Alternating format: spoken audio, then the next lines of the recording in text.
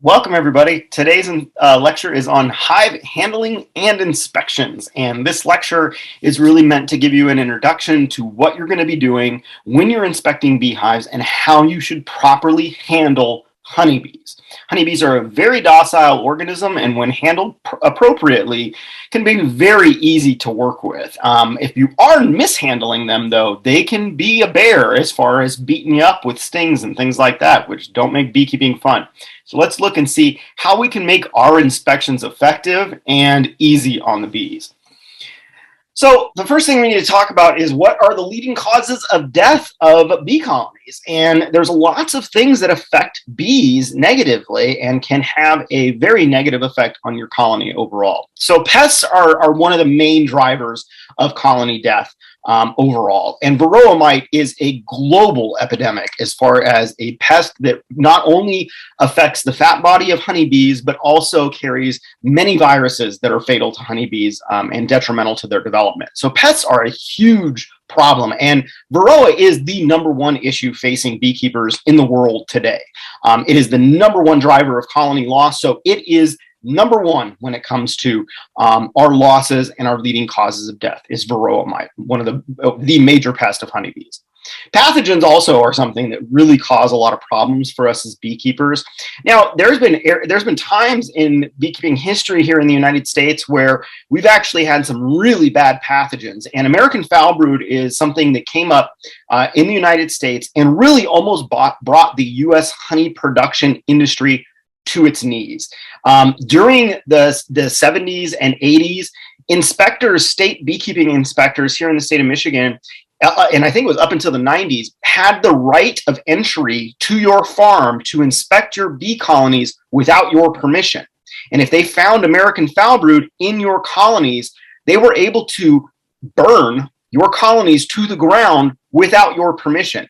American foul brood, literally, we thought we were going to lose the entire honey industry in the United States when American foul brood really hit us hard.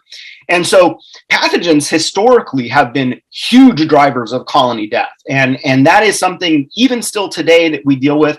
American foul brood is not as prevalent as it used to be. And in fact, in my 15 years of beekeeping, I've seen it maybe 2 or 3 times actually seen American foul brood. Now, there's other things that people confuse with American foul brood, like European foul brood, but there's the key symptomology that goes along with each one of these pathogens, and they're very easy to distinguish to a professional beekeeper. But for you as an individual that may be new to this, pathogens are something that are really difficult to kind of identify. They have certain symptoms, and we're going to talk about what you should be able to tell as far as what does a healthy hive look like and what does a diseased hive look like. But this is something that you're going to have to work on over the years, is really figuring out what are the specific symptoms that go along with specific diseases. But as a beginning beekeeper, what you really need to know is what doesn't look right and what does look right. And then you employ the help of someone who's a little more experienced to help you diagnose exactly what's going on. So pathogens are huge.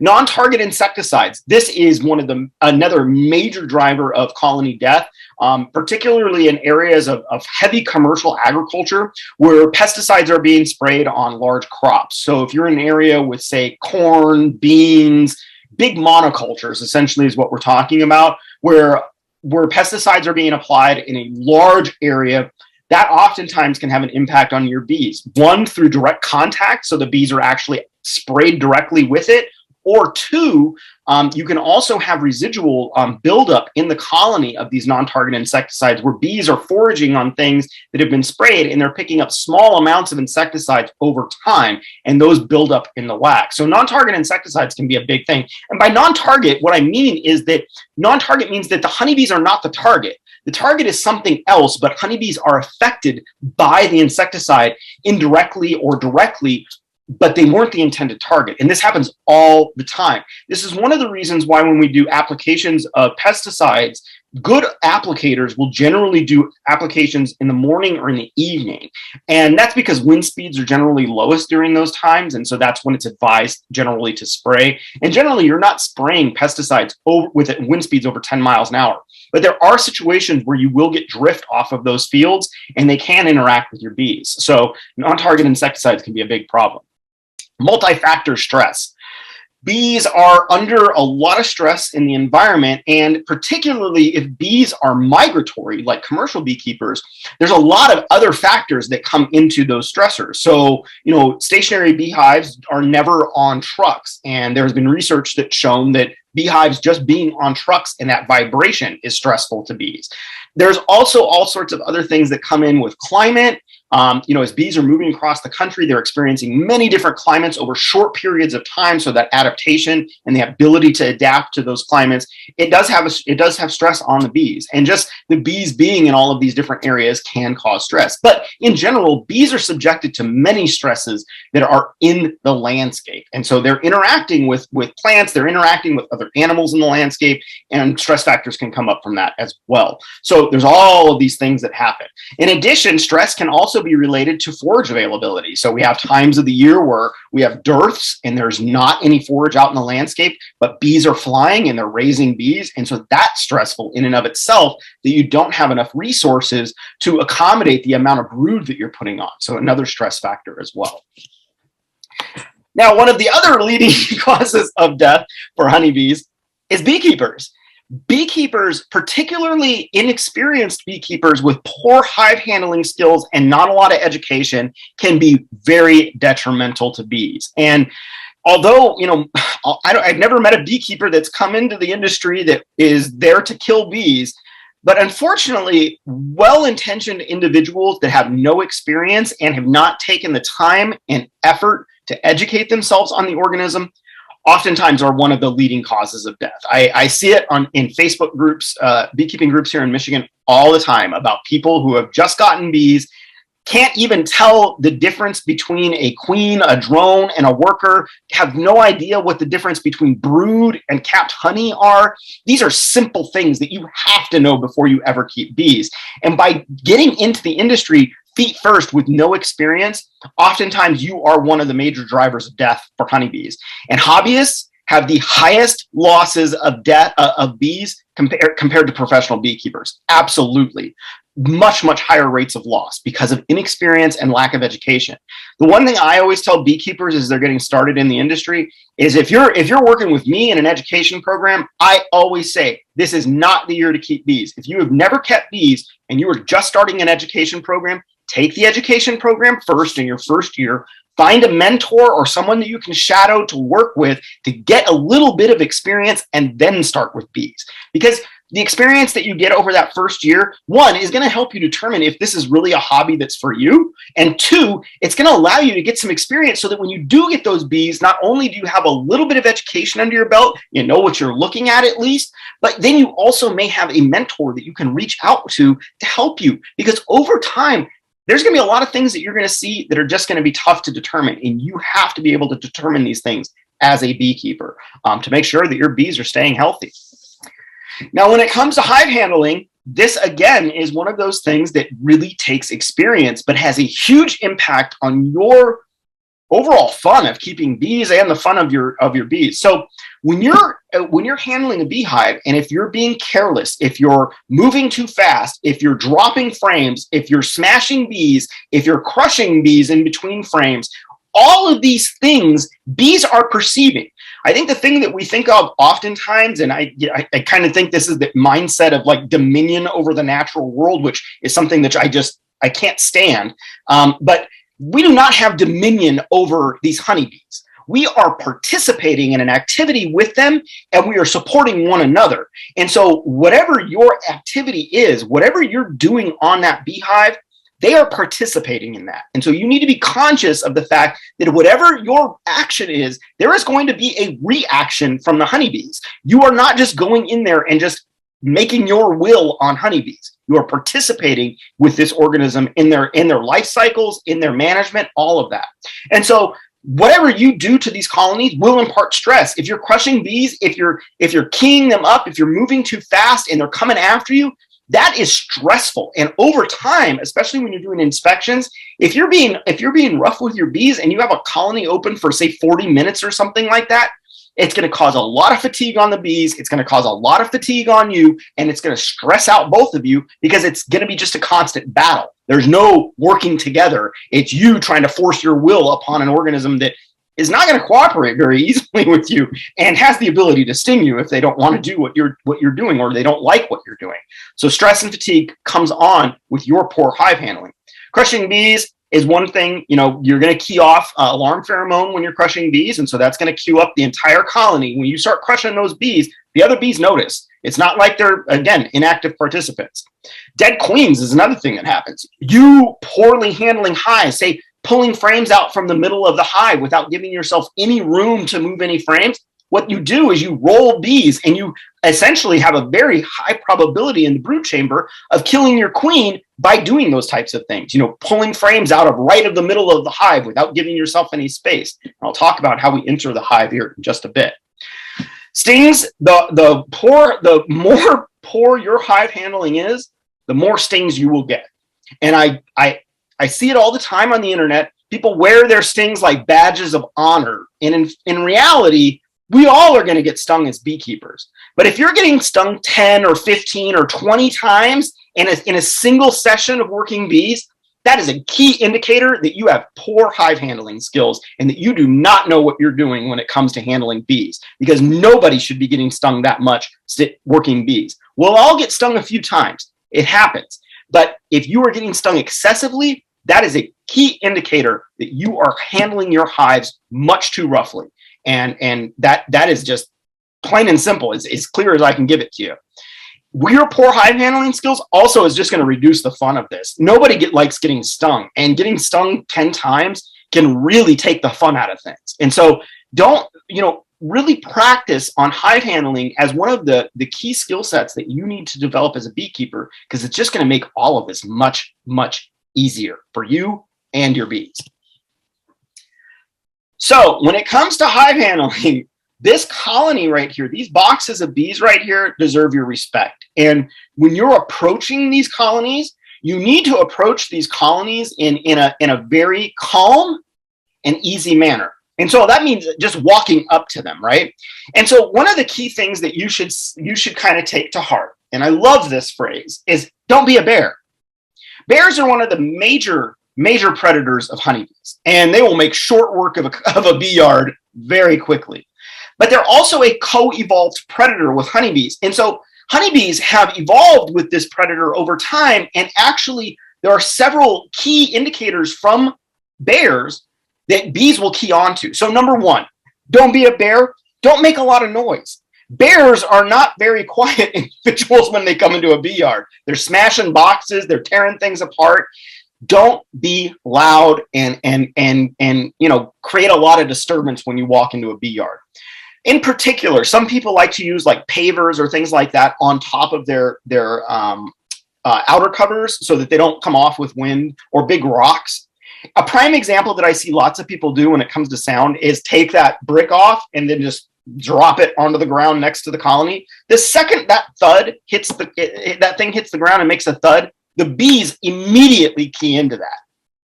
So they are very conscious of loud sounds going on around them.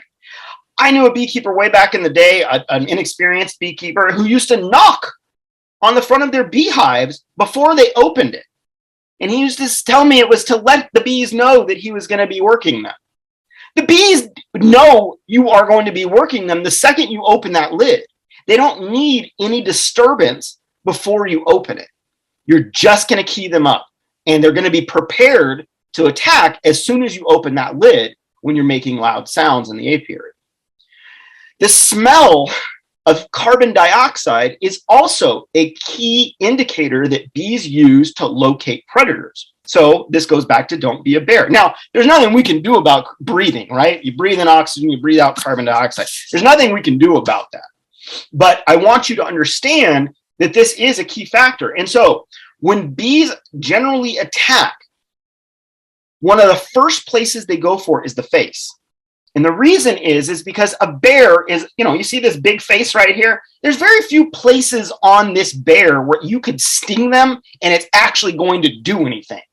If you sting them in the butt, if you sting them in the side, if you sting them in the back, there's all these fat stores, tons of fur. There's no way you're going to have any effect on them as a bee. but the face is very vulnerable. And so as these predators co-evolve, carbon dioxide is actually a signal that bees use to key in on so that they can follow it back to a predator. They follow the plume of CO2 back to the predator and its source, and that is where they will sting generally first. So when you're beekeeping bees, what this looks like when you can tell that your bees are getting a little testy because you're being too much of a bear when it comes to breathing, or it comes down to hive handling. Carbon dioxide is not just, they're not just going to pick up on carbon dioxide and go after it. This is in the context of poor hive handling. So if you're handling poorly, the first place the bees are going to key into is your face. And so the way you can tell that things are getting a little stressful for the bees is you'll start to have individuals bop you in the veil. That's a very, very good indication that they are looking to attack you because they're coming for that CO2 signal that's at your face. Don't look like a bear in the apiary.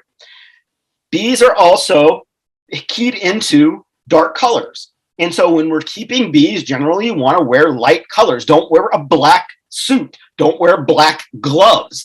Don't wear anything black. Don't wear dark colors when you're keeping bees. It's as simple as I can say, because that's what bears look like, is big dark figures. And then when it comes down to it, don't handle your hives like a bear. Don't be clumsy. Don't be harsh. Don't move fast. Don't be destructive. Be gentle and easy. Don't be a bear, okay? And the reason is because bears make terrible beekeepers. This is one of our apiaries that got attacked by a bear. Thankfully, there was only one hive in it. We were getting ready to shut it down for the season. It's a seasonal apiary that we use for nuke production, but we had a hive back there, and you can see in this picture, there's just frames everywhere, boxes tipped over. Bears make terrible beekeepers, so don't be a bear, okay? And those are some simple things to think about. Sound, the way you approach a colony is very important. Be quiet, move slowly, be gentle, be calm, and the bees will reward you in return. All right, so now let's start talking about the inspection itself. Hive handling is really important, being gentle, moving slow. And we're going to incorporate this into the context of an inspection here for the rest of this lecture. So the first thing we need to talk about is what your plan is. When should you be inspecting your bees? And typically during the season, as we're getting rolling, you're going to be inspecting your colony every 3 to 4 weeks. Now, there are times of the year where you may need to jump in a little earlier than that. Spring buildup is a prime example. You might need to go in every 2 weeks for spring buildup just to make sure you have enough space and that your colonies aren't getting to a point where they're building too quickly and may swarm. So that's a little bit of a different scenario. But typical regular inspections where we're doing mite checks, we're doing queen checks, we're doing resource checks, all of that every 3 to 4 weeks during the season. Okay. And the reason we do every 3 to 4 weeks is the worker life cycle is 21 days. And so if we're in there every 3 weeks, we're seeing that constant flip over of that life cycle. You also want to take days that are warm temperatures. Typically temperatures that are, if it's sunny in the 50s, you'll be all right. But typically 60 degrees is a nice temperature to use as a benchmark for doing regular inspections. And regular inspections for us in the Upper Peninsula and the Northern Michigan typically start, full comprehensive inspections typically start in June. Usually May is our buildup month, and there's a lot happening in the colony during that time. A little too much happening to be worrying about mite inspections and things like that. You want to let them kind of get sorted out after winter survival and spring buildup before you start doing mite management and inspections. And typically the reason that this is key also is that when we look at population dynamics of varroa mite, we know from research that varroa levels in the spring tend to be pretty darn low. It's typically we see varroa start to really ramp up at the end of June through July and peak kind of at the beginning of August. So usually in the early part of the season, varroa is not a big issue with well-managed bees because they've overwintered and your mites are not reproducing during the winter. So this is why that you can start these usually in about mid-June is when I start them. But you want warm temperatures, and typically by that time, we're in those temperatures, those 60-degree temperatures or so. And the reason you want it to be nice and warm is because the colder it is, the bees are clustered up on brood. There's going to be more of your foragers there on cold days because they're not out foraging. Those are the oldest bees and tend to be the angriest bees. So usually when the foragers are around, that's also when you're going to get tagged up more in the colony. And that's why it's important to work your colony in the middle of the day. During the middle of the day is when most of your foragers are out collecting resources. And so what's left in the colony is essentially your house bees, your nurse bees, and those are the gentlest bees in the colony. And so that's why working during the middle of the day is pretty nice.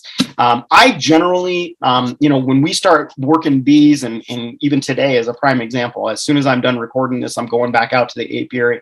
I'm going to be in the apiary around 10:30 or 11 o'clock. And that's usually when I like to start working. If you're on a commercial crew or have thousands of hives, that's a totally different scenario. We run right now, we have about 120 hives on the property. And so, I can give myself a little bit of that, and I don't get through them all in one day, but you want to make sure that you use in the middle of the day. If you work bees later in the day, all those foragers are going to be back and they're going to be tagging you up. If you work early in the day, it's the same thing. The foragers are there and they're gonna sting you, especially if you're handling the hives roughly.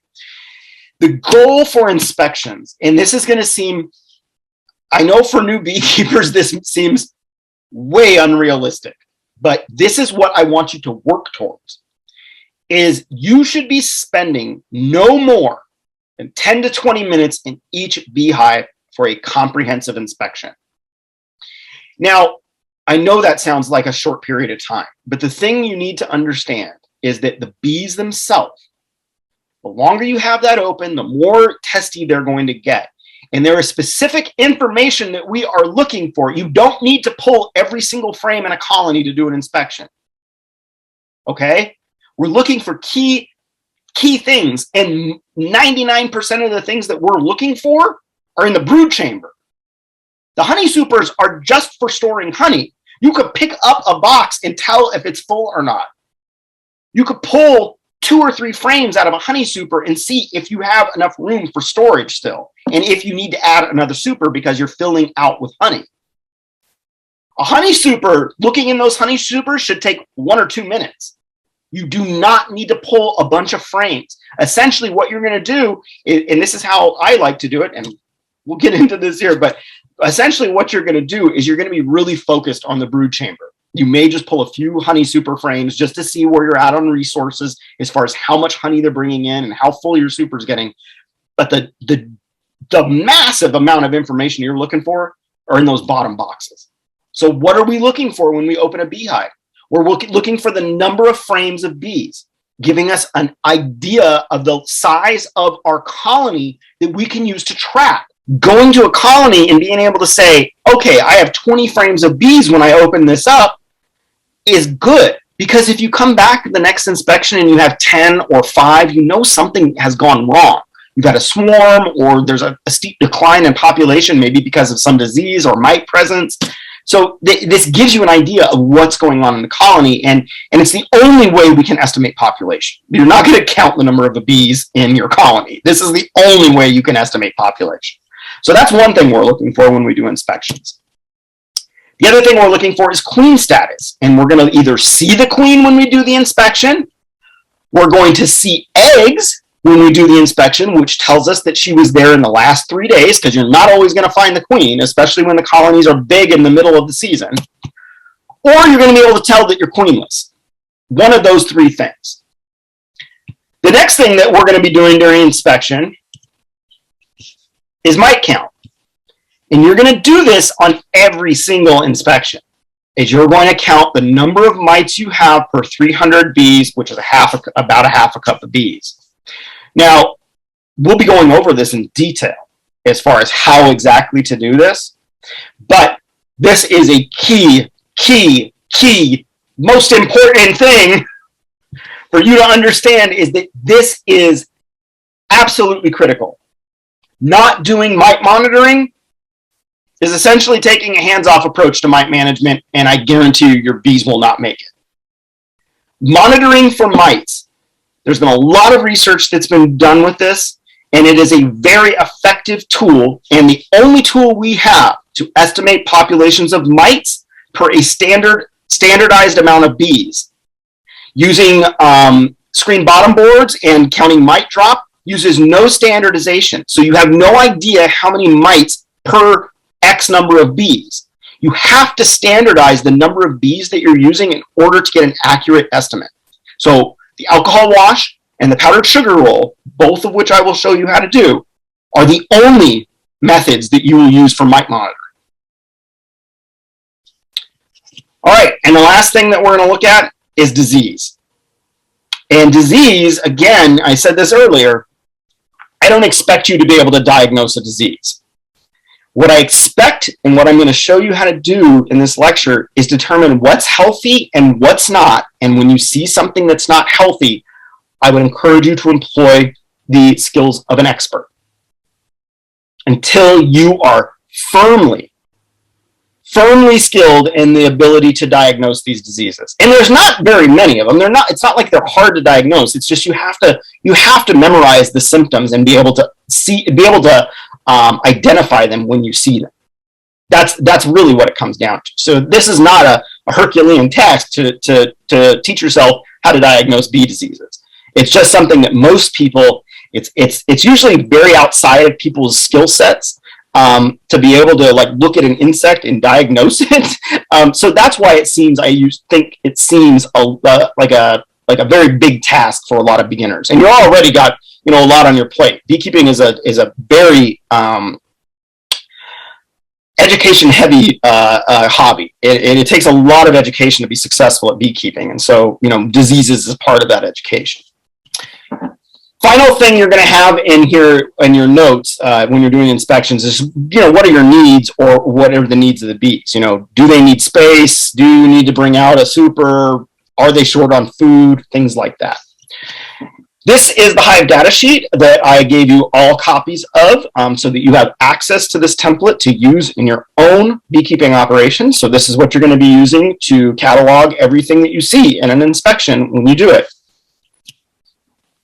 And before you get into the apiary to do your inspections, you need to make sure that you have all of the proper equipment for working your bees. My mentor in California, Scott Jeffries, when I was taking classes from him at Cal Poly, his mantra, before we went into the apiary, was hive tool, smoker, and veil. Those are the three basic tools that you need every time you enter the apiary. Hive tools used for working the bees. Smokers are used for drawing down the temperament of a situation, kind of, again, calming bees from our perspective, not calming bees from their perspective, but calming bees from our perspective using smoke. And then obviously the veil to keep your face safe and your body free from stings. The other thing that you may want to think about is gloves.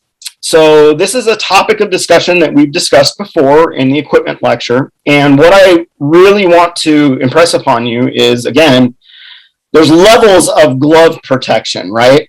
So typical beginning beekeeper gloves are the ones you see on the left, which are the heavy leather gloves.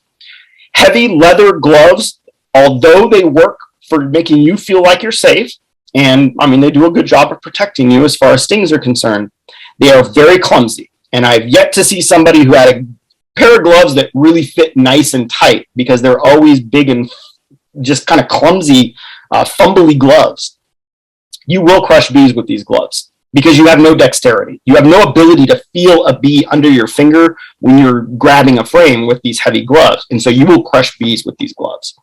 Now, I understand as a beginner, you need to feel safe, because if you don't feel safe, you're going to make way more mistakes than just a pair of gloves is going to cause a colony.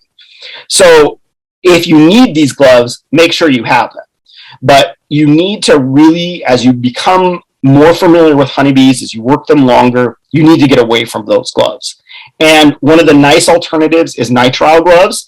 Bees will sting through them if you crush a bee with your hand, but in general, they don't recognize the surface to sting. So if they land on your hand, say that you're putting your hand in a colony and bees come at your hand immediately, maybe because you move too fast, when those bees hit the glove, they're not going to sting immediately like they would with the hand, because they recognize skin as a surface to sting. But that nitrile glove is something they don't recognize. The nice thing also about nitrile gloves is that you have dexterity at that point. You can feel everything. And so as you grab a frame, you can feel those bees moving under your hand, and you can let them pass before you actually pick up the frame. Now, you can also go gloveless, and that's what you see on the right here with me holding this frame. Gloveless is great. I go gloveless quite often in my own apiaries. However, I do wear nitrile gloves a lot One, because sometimes I just don't want all the stickiness. You know, if I'm going to be working 60 or 70 hives in a day, I by the end of the day, my hands are just covered in propolis and wax and honey and everything else. And it's just nice to be able to take off a pair of gloves and not have all that stuff on your hands. But, you know, if I'm doing something simple, maybe marking queens is a great example. I don't use any gloves for that. Or if I'm just working in, you know, a few hives that day, I may not wear gloves. But not wearing gloves is something that takes a long time to get comfortable with. You will get stung, but it's maximum dexterity. If you're moving slow and it's during the good time of the season, which is during the honey flow, bees are really docile, and so you generally don't get stung much. Gloveless in the fall is a different scenario. Bees get very, very defensive in the fall, and will sting you pretty much because you're walking by a beehive, because they're protecting all of those resources. So seasonality can also have an effect on glove wearing. When you're doing inspections, you want to make sure that you, one, feel protected, but two, as you continue your experience, are moving out of those big, heavy gloves so that you have better dexterity, which will give you better hive handling skills. And gentle inspections really are the key. This is something that when I started up, you know, beekeeping, and I think for everybody, it's not something that we readily understand. But those bees are watching every move you make. And if you move fast, they will react. And so being slow, moving with, and I don't mean, you know, moving at a glacial pace. I mean moving in smooth movements and not, you know, putting your hand into a hive or grabbing something really quickly. Those are the movements, those quick movements are the things that bees will attack immediately. But if you take your hand and you could run it over the top of a frame, an inch above the frame full of bees, and move it over slowly, and they will not even react to it. They will see it, they will notice it, you will see them watching it, but they won't react to slow movements. And so moving slow is key. In addition, being present has a huge impact on beekeeping. It's one of the things that I love the most about beekeeping is this idea of forced mindfulness. So, you know, we live in a very busy world and our minds are always thinking about all these other things going on in our lives. Well, beekeeping, when you're in a hive, you need to be present. You don't need to be thinking about anything else. You need to be in that hive with those bees. And if you start thinking about other things in your life and you get distracted, you're going to get sloppy. And the bees are going to let you know, and they're going to let you know by stinging you. So beekeeping is not just a practice in being gentle and moving slow. It's also a practice in mindfulness. And it's, you know, I work with a lot of veterans. I'm a, you know, disabled veteran myself. And, you know, I work with a lot of veterans that have all sorts of things related to their military service. This aspect of mindfulness is one of the most impactful things I've seen in the thousands of veterans that I've worked with. This idea of having to be present is one of the most therapeutic things that you can do. And you don't have to have suffered from PTSD from combat. You could be just dealing with personal trauma. And this is an opportunity for you to practice being present with your bees. So that's one of the biggest parts about being gentle, is just being mindful of what you're doing, who you're working with, and being present with them. This relationship we have with bees is a beautiful thing. So embrace it, and really embrace them as an organism that you're caring for and that is caring for you also. All right, so now we're going to actually take ourselves into the apiary, and I'm going to walk you through an inspection. Now, we're going to have an instructional video that goes along with inspections, but this is the approach you need to be taking. So the right approach. The right approach is you walk up to your beehives quietly. You're not throwing stuff down. You're not dropping things on the ground. You walk up to them quietly, and you start the process of working into the beehive. Now, the wrong approach, and one of the things that I see a lot of folks do, including colleagues of mine, it's just my personal, you know, opinion when it comes to smokers. I am a very, very big advocate of minimal smoke. Many times, and folks that come and do workshops with here on the farm with us, most of the time I will have a smoker going, but we never end up using it. Because most of the time the bees are docile if you're working them gently. But a lot of folks will preemptively smoke. And this is a picture of myself kind of showing this as a demo of people will come up to an entrance of a beehive that they're getting ready to work, and they'll just smoke the hell out of it. You've already, at that point, before you even open the hive, you've already induce stress into your colony. And if you've ever smoked bees, you know the sound that changes immediately when they get hit with smoke. It goes to a high frequency buzz. They dive down into the colony. They start moving quickly. Things change immediately when smoke is introduced to a colony. So approaching a colony, you should never, unless it is a very hot hive, and by hot, I mean you get near it and it just starts stinging you. You should never be smoking a colony before you open it. You always just walk up to the colony calmly, quietly, and open it up. And when you open it up, what you're going to see is this. If you open it up and bees are right there at the top, or even when you get down into the brood chamber, so you've got a couple empty boxes on top and you get down in the brood chamber, this is what you're going to see. Before you do anything, look at what you're looking at. This is not just a box of insects that are not paying attention to what's going on. All of these eyes that you see in between these frames are watching you. They're watching every movement you make, and they're ready to react to any movement that is quick, any crushing of bees. They're ready to go. They know you're there. They know you're working them. The idea is that we're working with one another in collaboration. We're not putting our will on bees. We're not putting dominion over anything. We're participating and collaborating. And so your bees are paying attention to you. Now, if I took my hand over this frame right here real slowly and just moved it across, they're just going to watch me. But the second I get fast, you're going to have a half a dozen bees on your hand immediately. So speed is huge. So when you open the hive, that is key. The other thing that is key, when you open the hive, and this goes for every box as you're going down the colony, the very first thing you're going to do for data collection on your inspection as you're going down that colony is you're going to count the number of frames of bees for each box as you go down. So you start at the top. Again, you don't have to pull out frames in a honey super if you don't want to. You can lift the box and tell if it's full. If it's full, it's going to have weight to it. If it's not going to have much weight to it. But you still need to count the number of bees on those frames. And so what I mean by counting the number of bees on frames is this. And let's look at this picture. You see this is an 8-frame hive. I'm going to count the number of frames of bees with you starting from the left.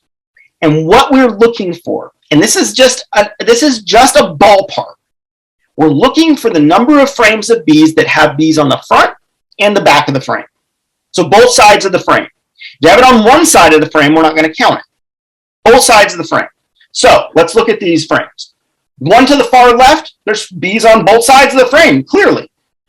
1, 2, 3, 4, 5, 6, 7 frames of bees in this column, in this box. And that's how you count. Simple, right? It's just an estimate. It does not have to be exact. Again, it's a tool that we're using to be able to determine population dynamics over the course of the season and whether we're seeing reductions or increases in population over that time. Ideally, you want to see increases for most of the season. But as we get to the end of the season, you're going to see decreases because colonies are shutting down for the winter. So it gives you a good estimate. It also is a great estimate for disease and pest presence and causing declines of colonies. So that's the first thing you're going to do is count the number of frames. Now, once you get down to the brood chamber, that's where the business is, right? That's where we're actually going to start really collecting data. Because up top is just honey storage. Remember that. It's just honey storage. When the boxes get about 70% full of honey, it's time to add a new one. That's basically that. But there's nothing in those boxes and those honey supers other than honey that's going to give you indications of what's important. Honey is only one aspect of bees, right? There's much more going on in this colony than just honey storage, and that's what we're really looking for. So when we get to the brood chamber, how do we remove our frames? Well, let's recall what's in the brood chamber. The middle of the brood chamber is your brood, your eggs, your larvae, and your pupa, and that is typically where you're going to find your queen, is in that area as well. Immediately around the brood, you're going to see pollen and honey. That's the food resource for the bees to feed the young bees. And then on the outside, you're going to see honey. So when we look at how this is configured as a brood chamber, you need to be taking frames out from the outside first, and then you work your way in. And the reason for that is those honey frames on the outside, there's not going to be valuable bees on there, let's say, for example. There's going to be house bees on there that are transferring honey from foragers as they come in and bringing them up into the brood nest. But the bees that are on these frames, for the most part, in general, are not going to be, say, your queen. So we always start by working from the outside in. We never start in the middle of the brood chamber because you have a very high probability of hurting or killing your queen by trying to squeeze those frames out. You're going to be rolling bees on both sides of the frame, and they're just going to be getting crushed, and you're going to piss off everybody. So we start from the outside. So like this picture here of one of my students, you can see he's doing a very good job by starting at this outside frame. He's going to pull that frame out, and he's going to set it aside. And what you can see, as we move forward in this, is this frame, and this is the same frame that's pulled out. This is his partner, but you can see that the frame that she's holding is a honey frame, and that's what you would expect to find on the outside. You're going to pull that frame out first, and you're going to set it aside. And what that does is that gives you a whole frame's worth of room to be able to, when you're working the frames, to pull the frame back from the next frame. Give yourself some space and then pull it out. And then you don't have the two frames rubbing next to each other or against each other as you're pulling frames out. This is how you don't crush bees, is you give them a little space when you're pulling things out. Now you'll also notice how she's handling the frames. And she has the frames with her pointer finger right underneath the side of the frame here, underneath that ear right there, and then her thumbs are firmly planted on the top. And what that allows you to do is it allows you to flip the frame over back and forth very easily. Now, that's something that, again, is part of beekeeping, is you're inspecting both part of those sides of those frames, so you need to have your hands positioned in a way that makes it easy to do that. Now, I'll be real honest. A frame like this that she's holding, this is a honey frame in deep equipment. That probably weighs 7 or 8 pounds. That sometimes is hard on people's hands that have arthritis. This is one of the reasons why mediums are a good option for folks that are dealing with any kind of disabilities or limitations physically when it comes to working hives, is you can reduce weight that way. But you're always going to pull that outside frame out first, and then this is going to be how you properly handle those frames. Now, when you're handling them and you're pulling the frames out, now you can pull out a couple of them to give yourself more room, but you're going to have to set them somewhere. And there is a proper way to set frames down, and there's an improper way to set frames down. And both of these pictures show proper ways to set frames down.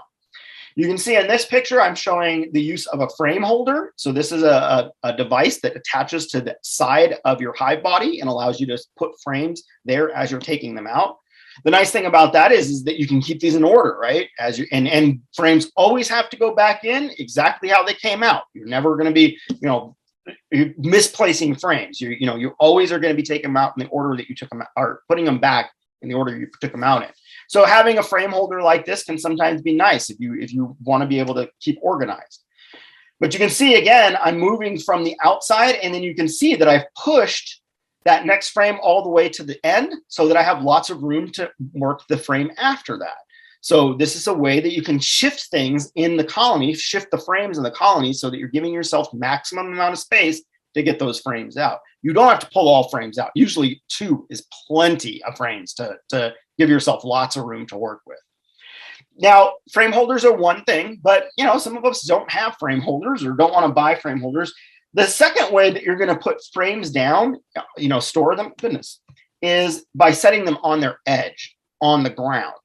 So the big thing about frames and hive bodies, anything beekeeping related, is everything has propolis on it. The second it makes contact with the ground, it's going to pick up leaves, grass, everything else it gets stuck to. When you put a hive body down like this, or I'm sorry, a frame down like this on its edges, you only have two small points of contact at the bottom, and that's the ear and then the edge of the frame. And so typically that doesn't create a lot of debris. So if you don't have a frame holder, setting your frames on edge works perfectly, just like this. You never want to set a frame down long ways on the ground, because that long side is all in contact with the ground and will pick up all sorts of things. And of course, you would never lay them flat on the face. That is obviously not something you would do. But these are the two ways that you're going to store your frames as you're working through your beehives. All right, so now that we've got our frames out and we've reached the brood, we've gone through our honey frame and our pollen frame, and now we're seeing brood essentially in the brood chamber.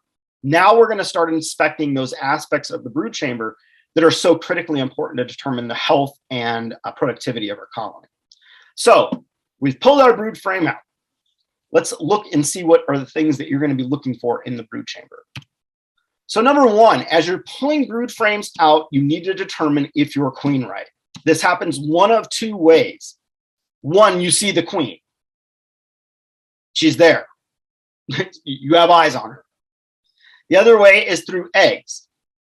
And eggs, if you remember your life cycles, eggs last for 3 days before they hatch. So if you see eggs, you can pretty safely say that you're queen right, because she was there in the last 3 days, which is very close to where our inspection's at, right? So those are the two ways you're going to determine you're queen right. Now, you may be queen-less, and you may see no eggs and no queen, or you may see a laying worker situation where you have multiple eggs in each cell. But what you need to determine is if you are queen right. If you see a queen or if you see eggs, you're good to go.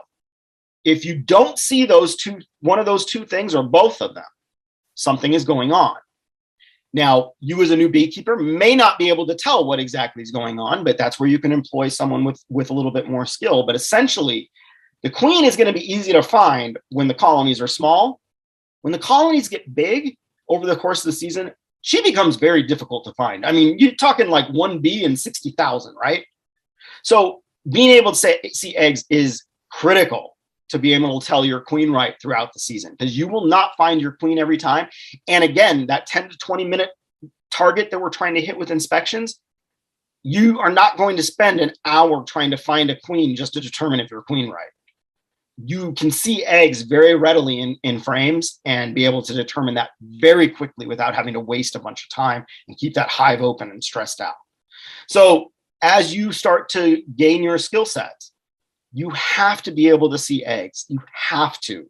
I know folks will tell me that have been beekeepers for years that, oh, well, I can't see eggs. This is not an option, okay? This is that you have to work to be able to do this.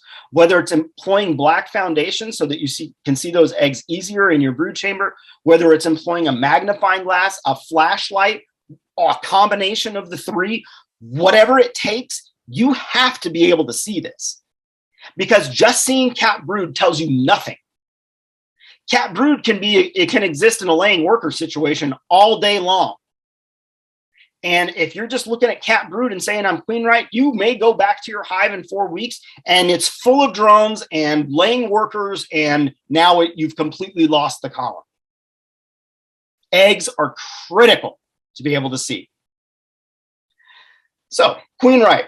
Determine your queen right. That's one of our main points in our inspection. The next thing, disease while we're inspecting these brood frames. The only place you're going to see evidence of disease is brood frames. Spending your time looking at honey frames is a waste of time because the information's in the brood chamber. So how do you tell whether I have a diseased hive or not? Now, again, I don't expect you to be able to diagnose diseases at this point in your beekeeping career, something you should aspire to, but you need to determine what's unhealthy and healthy. Okay, so we have two brood frames here. One of them is this beautifully capped brood frame, kind of our textbook brood frame, and then the other one is this one over here that has brood, but you can see that there's a lot of spottiness in the frame, and this could be the signs of an unhealthy colony, but it may not. And this is where it really starts to get important for you to understand the details, because I know, and this is a symptom of all sorts of things related to disease and pest pressure, is spotty brood. It's one of the things that you'll hear a lot of people say, oh yeah, if you have spotty brood, something's going on. But spotty brood, when we say spotty brood, we mean that these cells that you see in this picture, that all of these cap cells, yeah, they're there, but the cells in between those open cells, what we mean by spotty brood is that those cells have nothing in them. And oftentimes you can come to a colony and see what looks like spotty brood, and essentially it's just a brood frame that's hatching out concurrently while she's laying eggs. And so there may be young brood in those open cells and cap brood next to them. And although at arm's length it looks like spotty brood, you can't make any determinations on disease at arm's length. You've got to get into the brood and you've got to get close. So just looking at these two frames right here, you have no idea whether either one of these is a healthy colony or not. You got to get closer. And so let's look at what we would be looking for as an indicator, as a symptom of a disease present in our hive when we get close to the brood. So let's look at a close-up. On the left, you see brood that's uncapped. So this is, we're going to do uncapped and then capped. What does healthy brood look like that's uncapped? And what does healthy brood look like that's capped? And conversely, what does unhealthy look like? So on the left is our healthy, on the right is our unhealthy. Now, you can see in both of these, there's capped brood and the capped brood looks fine. So that's not an indication of disease at all. When we look closely in the one on the left, the healthy frame, what I want you to see and what you should always see when inspecting colony is bright white larvae. So every single one of these larvae in here are white in color. And when we look at the young ones, you can see there's a pool of royal jelly down there that's white also. When larvae are this color and when food is this color, it is healthy. If there is any discoloration, yellow, brown color, that is an indication that those larvae have been fed contaminated food. And typically what that food is contaminated with is bacterial spores. And oftentimes one of the major pathogens that we see that is fed to bees through the food is European foul brood. And European foul brood, your brood will change color when it's affected by European foul brood. And it will look kind of like a yellowish color. That's an indicator that that's not healthy brood. But if you see this is healthy. It's bright white and you've got these bright white larvae. The other thing that you need to notice with these larvae are that they are all seated at the bottom of the cell. So that C that you see that they make it this C shape, it's seated at the bottom of the cell. The larva will always be positioned in that shape at the bottom of the cell. Now it grows over time, and you can see in some of these lower cells here that it's filled the cell out, but it's still seated at the bottom in that C shape. Once the larva starts to prepupate and turn, that's when it gets capped. So when you're looking at larva, it's always going to be seated at the bottom of the cell, because as soon as it starts to turn, it gets capped. You don't see the larva straighten out in the cell.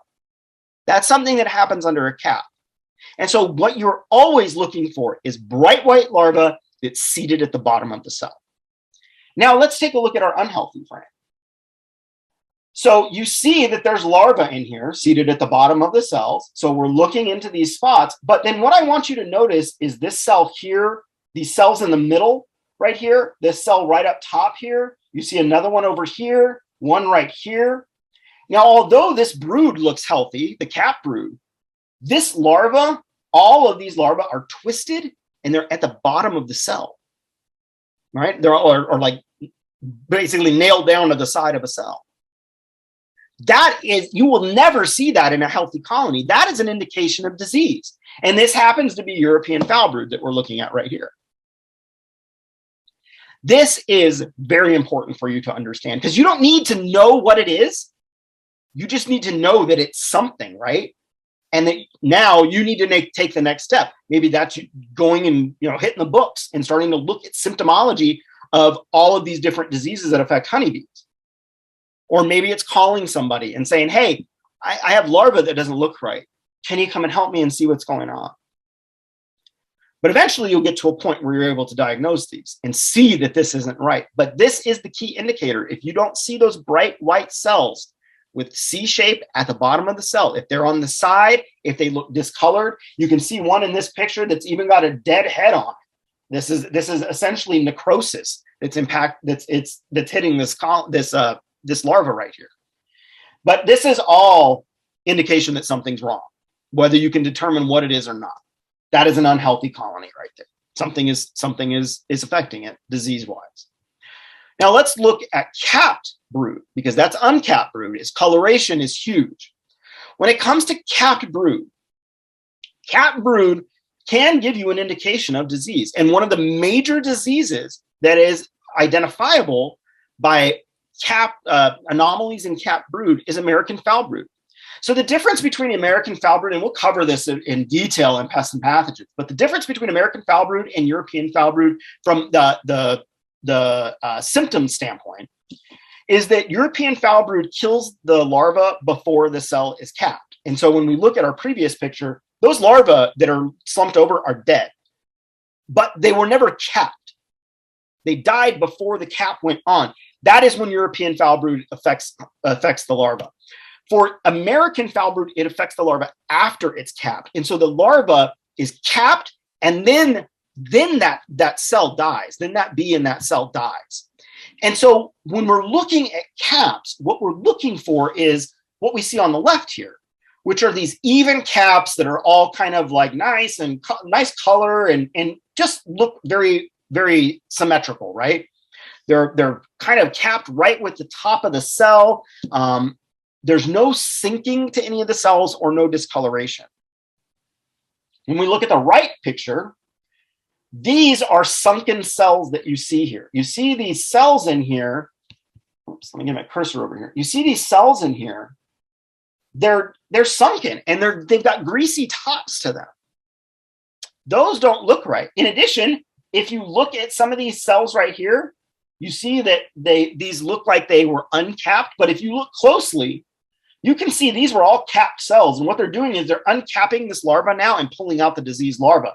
You can see even on these open cells that those fringes around the cell are ragged. That's from the bees chewing the cell open to get that larva out. And they'll do this as a cleaning behavior to get all of these bees or all of these dead bees out. What happens though is as they're cleaning these out, is that they're also interacting with the bacterium that's causing this pathogen. And so that becomes a big problem. So these are things that you want to be able to see is what is a healthy larva, just knowing what that looks like, and what does healthy capped brood look like. If you don't see those, you see one of these other conditions, something's going on. So that's a very easy way to tell if you have disease or not, right? You don't even have to know what the diseases are. You just need to know what good looks like and what not good looks like, right? Okay. The next thing you're going to be looking for on your frames is food. So in addition to inspecting the brood itself at a close-up view, you're inspecting capped and uncapped larvae. You're looking for a queen. You're looking for eggs to identify if you're queen right. You're also going to be evaluating food resources in the brood chamber as well, because that is where all the young is being raised. Now, honey is one of the food resources that is used in raising brood, but it's only part of the recipe. The other piece of that is pollen, right? So the honey supers just have honey in them. That's for winter. The honey that's stored down in the brood chamber is for use with brood food. And so we're looking for both pollen and nectar in the brood chamber. And is it present and is it abundant? So getting a close-up to this, what you want to see is you want to see pollen stores in your brood chamber, and you want to see some honey stored. If you do not see pollen being stored, you go in and there's no pollen anywhere in your brood chamber. What it means is that likely there is a pollen dearth in the landscape, and you may need to supplement that. Or if you have a colony that's small, that's just not able to send the workforce out to bring enough pollen in, you'll see on those brood chambers, there's very little pollen stored. that might be an indication you need to supplementally feed. Pollen is the critical component. It's the protein source that builds bees. And so without pollen, you are not raising bees. And so a small colony, although it may, be something you've just installed and you're just getting going, it still needs pollen in order to raise brood. And if it does not have it, your brood cycles will be much, much smaller as far as the quantity of bees that are being raised, because there's just not the resources. They're not going to raise bees without the food to feed them, is what it comes down to. So you're looking for both pollen presence and food. Now, the amount of pollen is going to vary greatly. Certain times of the year, you may have excess pollen. Sometimes you may not have very much at all, but it needs to be present. It can get excessive. Pollen and nectar storage in the brood chamber can cause issues through backfilling, which is essentially when bees start to run out of space. This becomes a competition between the queen and the workers to find space to put resources. But you want to see food in there. That's something you also need to note is there food present? Now, you don't need to, it's not a category on your inspection sheet, right? You can write that there's plenty of food available, but, normally when I'm looking at a colony, it's when I don't see this is when I want to note that, that this colony is struggling with pollen resources. I added a pollen patty. It's something I might write in my notes. The next thing you're going to do, after you've done all of this, you're going to do a varroa mite count. And varroa mite counts using either the alcohol wash or the powdered sugar roll. You see both of them pictured here. The one on the left is powdered sugar roll that we're doing here. The one on the right is an alcohol wash. Whatever one you decide you want to use, this is something you're going to be doing every single inspection and something that you do in the brood chamber. And typically what you want to find is you want to find a colony, you want to find a frame that has a nice mixture of uncapped and capped brood.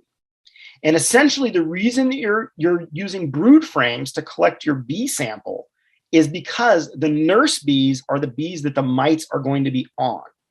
The foragers, although they're coming in from the landscape and do bring phoretic mites into the hive, the bulk majority of your mites that are moving around in the colony are going to be on the nurse bees. And the reason for that is because mites reproduce in the brood, inside of the brood. So they're always moving around in the brood chamber on nurse bees or from cell to cell. And so that's where you're going to find your sample. If you sample your bees, your half cup that you're taking for your sample of bees that you're going to use in these tests, if you were to take that from a honey frame or a pollen frame, your sample would be biased and it would not be accurate. The other thing, and this is something that you need to understand, is this is something you need to practice. Getting the right amount of bees, a half cup of bees, is not something that comes intuitively, and we'll talk about this and I'll show you this as we do our varroa monitoring in more detail. But you need to make sure that you get a full half cup of bees. The number one thing we see as researchers that gives people false indications of mite pressure is that they undersample. It's the number one problem we see with beekeepers, that they undersample. They think, oh yeah, it's almost a half cup. You need a heaping half cup. You want to make sure that you have plenty of bees. And undersampling is one of the major things that causes a lot of confusion around mite pressure. And if you undersample, you may have a mite problem and think that you don't. And that would be detrimental to your colony. So varroa count is also going to be a very important, one of the most important things you're going to do as far as your inspections are concerned. In addition, when you're working these frames, especially the brood frames, you want to make sure that you're working them over the hive. Your queen, when she is laying, she is very big. And although she can fly, she can only fly for very short distances. And generally, if she lands on the ground, she is never getting back up. If you lose your queen during an inspection, whether she flies away or she drops off of a frame because she's so heavy, that's it. She's not coming back. I'm sorry to tell you, the queen cannot find her way back when she is mated. She's just too heavy. She'll fly for short distances, but she'll never come back. So when you're working a colony, you need to be really conscious of where you're handling your bees. Queens can show up all sorts of different places. I've even had queens that, when I open my top cover, she's on the inside of the top cover in a big hive. So you need to be kind of looking for her when you're first getting into the colony.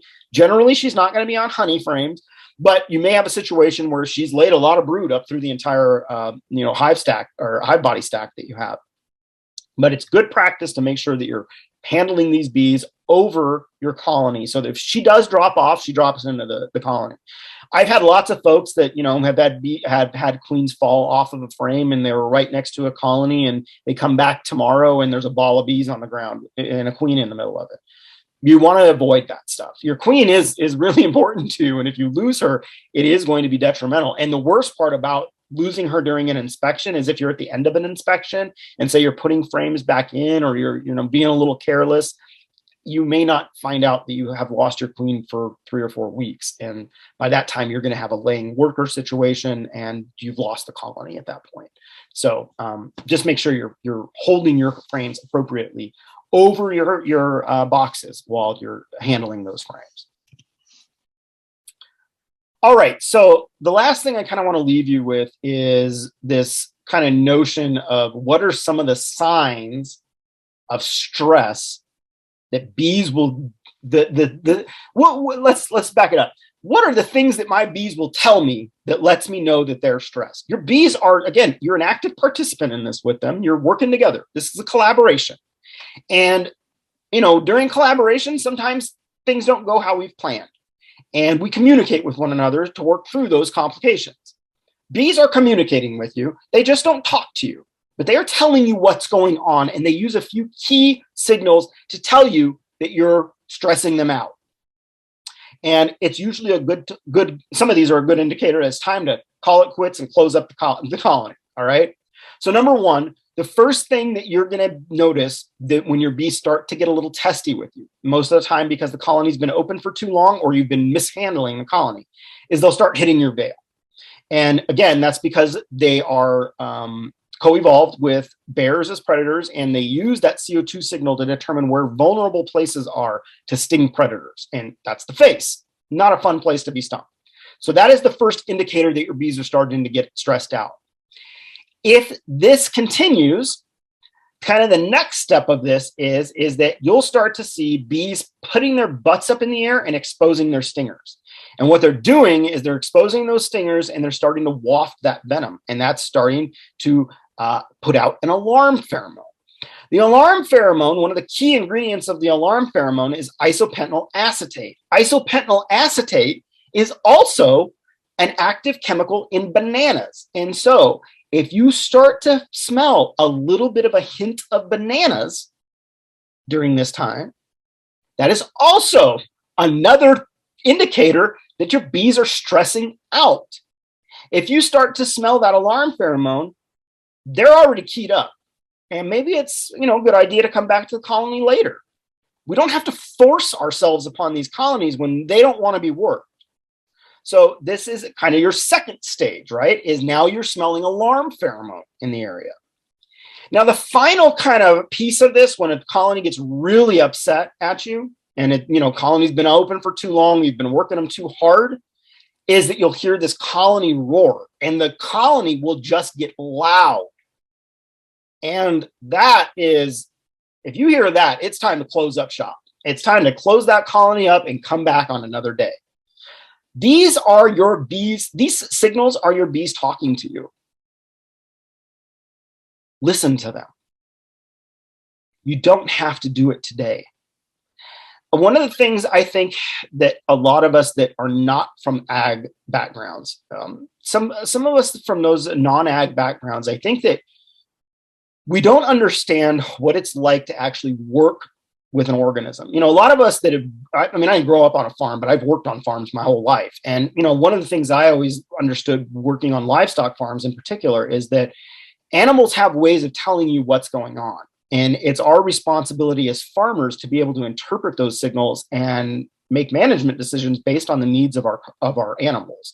It's the same thing here. If you had a steer or something like that was just beside themselves, or maybe a horse that was just totally inconsolable and just losing its mind because of how it was handled poorly or not treated well, in those situations, you would never put yourself in a corral with that animal, right? If that animal is stressed out and dangerous, we let that animal calm down. It's the same thing with your bees.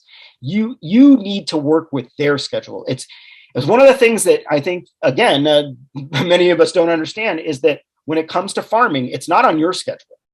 It's on the cycles of nature. It's on the cycles of your animal.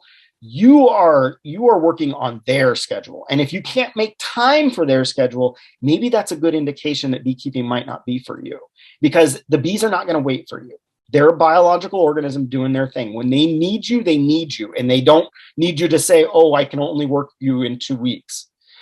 That's hard on the bees, and that's where you end up getting yourself in a situation. So know that this animal is something that you're responsible for, and you gotta pay attention to, and you gotta be able to interpret. Reassembling, pretty easy. You put the frames back in the same way you found them. Same direction as far as what side of the frame is facing inside, and same orientation as far as what number in the cycle they are in. They always go back in the same way they came out. And you start from the middle with your brood frames, push them together, and then you finish with that last honey frame or that last outside frame. Again, so that you're not crushing bees, rolling bees, causing problems. Put them back the same way you put them, or put them back in the same way you took them out. Reassembly of hive bodies, you're going to put those back up on the same way you took them off. The same exact order. Pretty simple. All right, so in summary, for our hive inspections and hive handling lecture, number 1, don't be a bear. Don't be loud. Don't be careless. Don't be rough with your bees.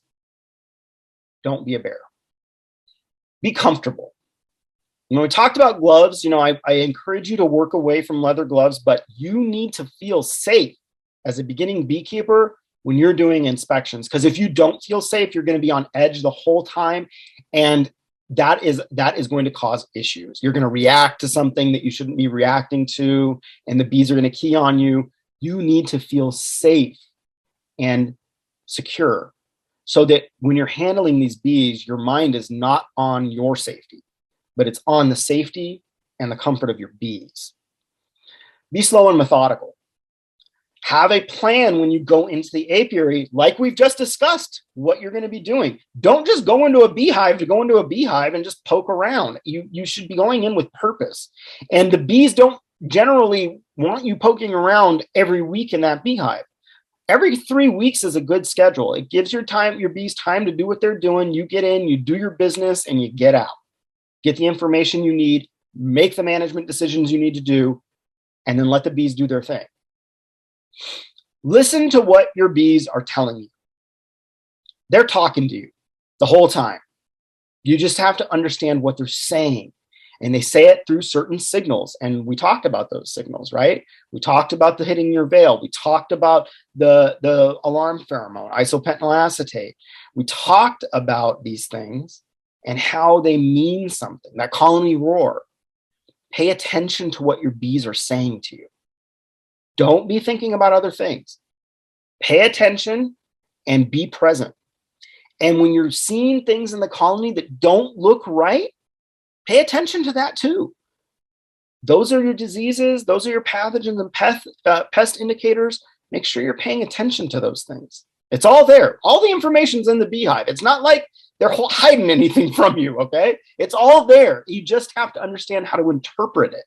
And that's the hardest thing about beekeeping, is getting into that mindset where you take your education and you combine it into this critical thinking exercise, which is beekeeping.